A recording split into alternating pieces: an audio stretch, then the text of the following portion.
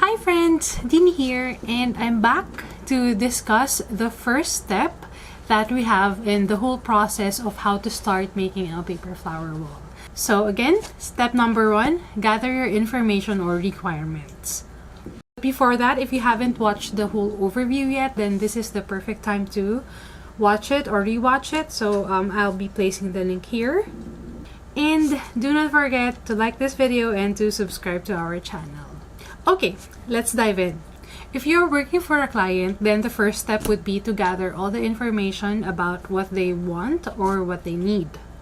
On the other hand, if you are building a paper flower wall or a project for your own use, then decide on the characteristics or the parameters that you would want for your project. So the first item or information to get is the size or the dimension of your flower wall or your backdrop. So for my own paper flower walls or backdrops that I rent out, so my standard is 8 by 8 feet. Why? Because it's the most convenient size for me. Of course, I get inquiries about getting smaller or larger, but I have set the standards that if I am going to go smaller or larger, then it would be in increments of 4 feet. And I seldom go higher than 8 feet. So why 4 feet?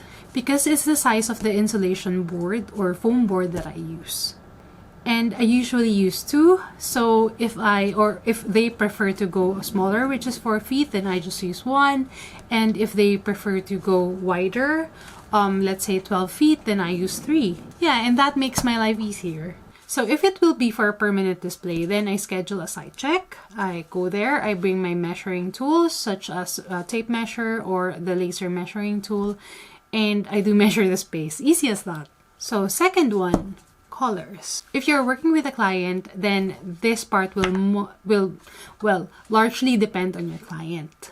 So what are your client's color motif or wedding colors? My best example here is my dahlia paper flower wall. So right away, my client sent me a picture showing her wedding colors, which are light blue, light purple, light lavender, and light green. If you're going to make a paper flower wall that you will be renting out, example A, then I suggest starting with neutrals.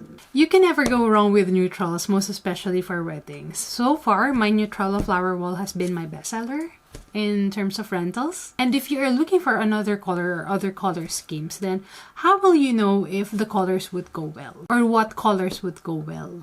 So my suggestion is either make smaller samples of the colors or the paper that you are thinking of using, then just like match them. Or you look at swatches or color combinations that are already like made for you or lined up online, most especially in Pinterest. You can, of course, like look for those. You can type like autumn theme, autumn color combinations, like that. And you just look for papers that are very close to those particular colors. Now, the third one, types of flowers or the kinds of flowers that you are going to use. So paper flowers are basically, obviously, inspired from real flowers.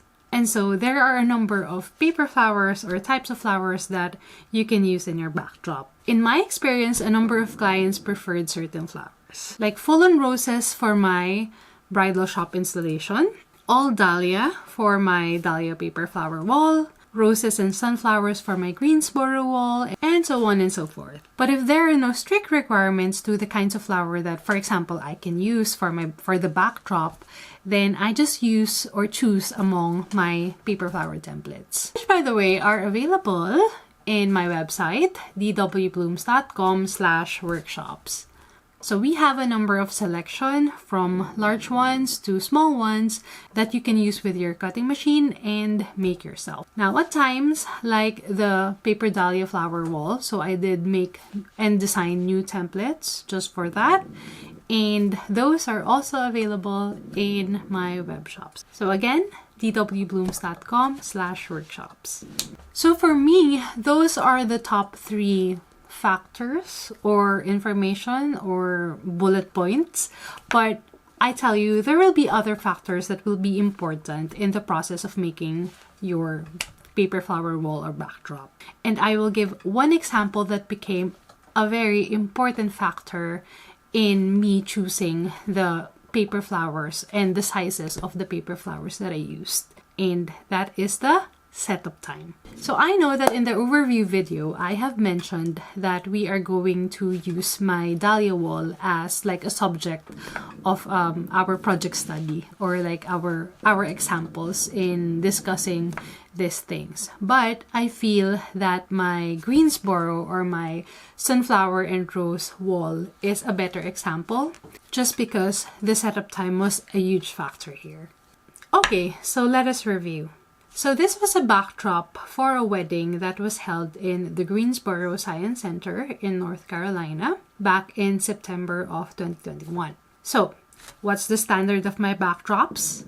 Ding dong, ding dong. Okay, so if you answered 8 by 8 feet, then you are correct. So that's the size.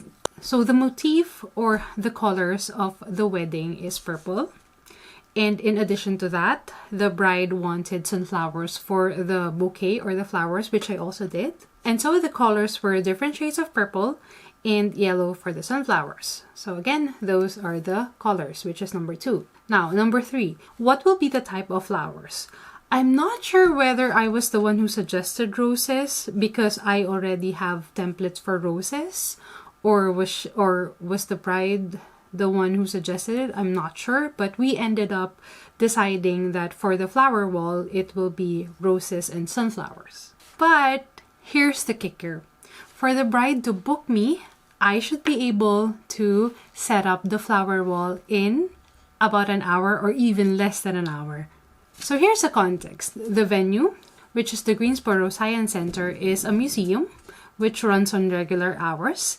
And even though the wedding date was a Saturday, the museum was still open on the regular hours. So the center closes at 5 p.m. and then they allot 15 minutes to make sure that everybody's out. Then the cocktail starts at 6:30. So at least by 6:15 I should be done. So that's about 1 hour. No biggie. Then, to give you another context, so right now I'm on my paper flower wall / installation number 30. To which, if you have tried making this, or if you even like see the way that I make them, then 30 feels like 1,000. But during the time that I received the inquiry from the bride, I was just fresh from finishing wall or project number 5. And my record setup at the time was 2 hours. Yeah, that's record breaking because my setup time previously was 4 hours. So will I able to do this wall? Or since it's done, how was I able to do it? And that's what we are going to discuss in the next video. What did I do with my ingredient list that enabled me to be able to set up in less than an hour? Was it a good cliffhanger worthy to be compared to like the cliffhangers of Korean dramas? But yes, tune in to my next video that will be most likely released next week. And in that video, we will be delving more on the details of building an ingredient list for your paper flower wall. Okay, so bye for now. See you in the next video. And again, do not forget to like this video and subscribe to my channel. So do check out my templates that you can use for your own project. So that's dwblooms.com/workshops. So again, thank you so much for watching and see you on the next video.